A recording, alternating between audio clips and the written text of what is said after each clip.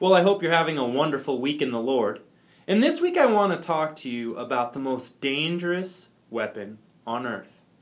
If someone asked you, what is the most dangerous weapon on earth, what would you say?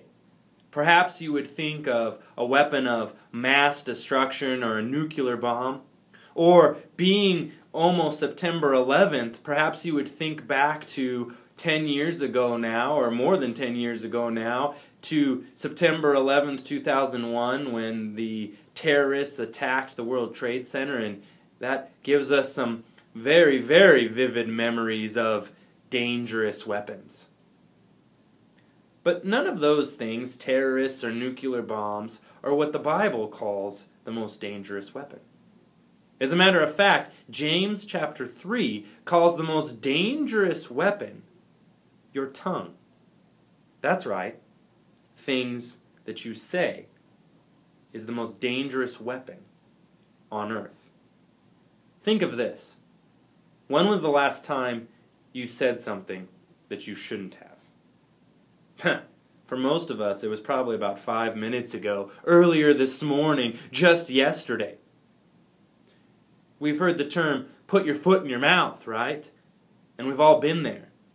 My generation, or the generation after me, you college students out there, you're the don't push send generation. Don't post that. Don't tweet that.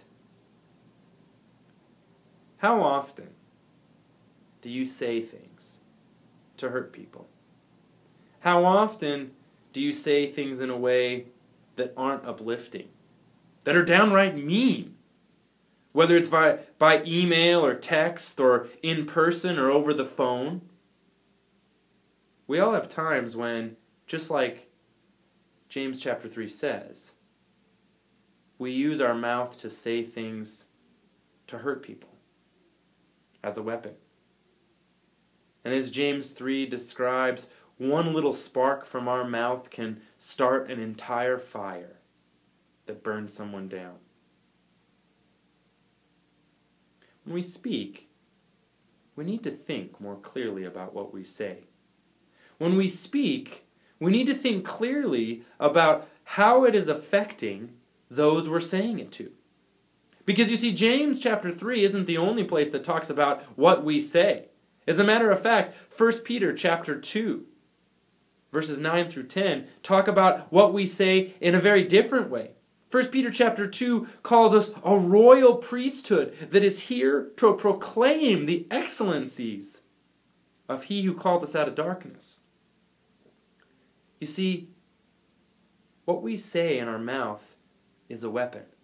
And yes, it can be a weapon to destroy, but it also can be the thing that builds people up most. It also can be the thing that tells other people about the Lord and Savior Jesus Christ. You see, the thing that at times can be the worst can also be used for the best. When was the last time that you were having a really bad day? The day that you were really frustrated, that you were really angry or sad, and you got a text or an email, or someone walked up to you and just said something kind, and it completely changed your day. I'm sure you can think of moments in your life where a kind word from someone made all the difference. How are you using your words? Is it to build up your neighbor in the love of Christ? Or to tear them down with a weapon of mass destruction? It is my prayer that the words of our mouth and the meditations of our heart may be pleasing to God. See you next week.